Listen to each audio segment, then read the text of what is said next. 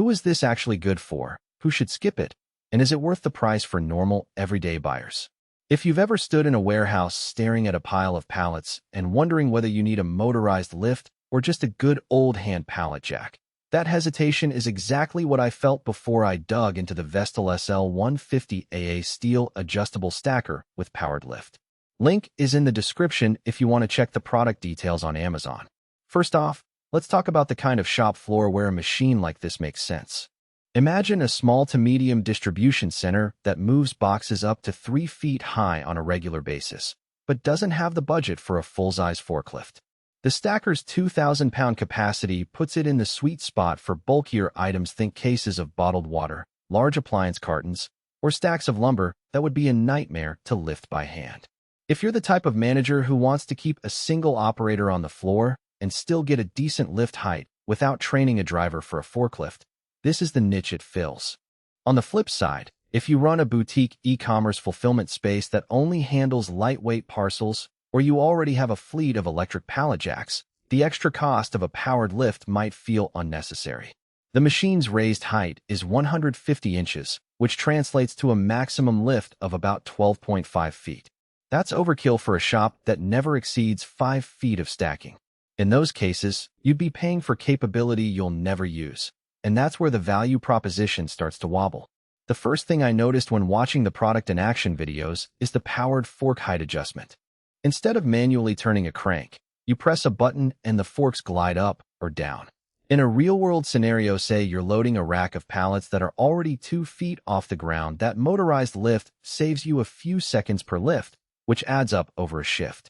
It also reduces the strain on the operator's back, a point that often gets lost in the spec sheet, but matters when you have a team that rotates through the job.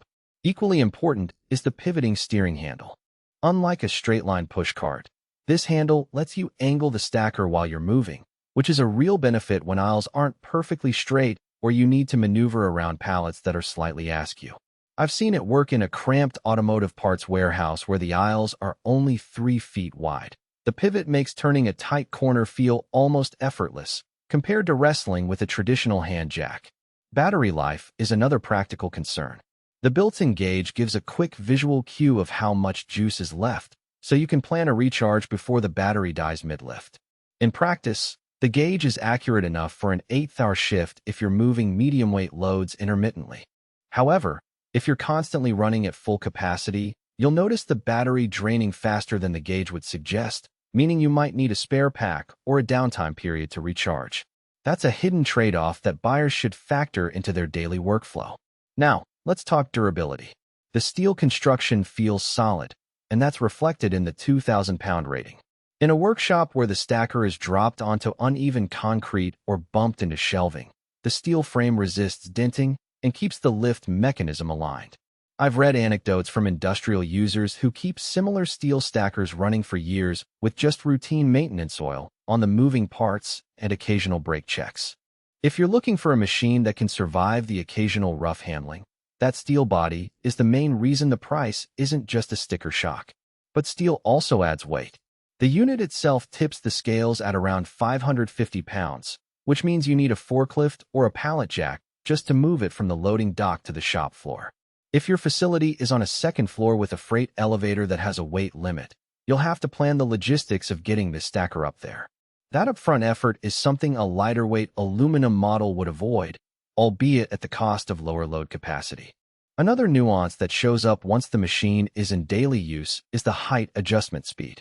The powered lift is quick, but not instantaneous. Expect about 4 seconds to go from ground level to full height.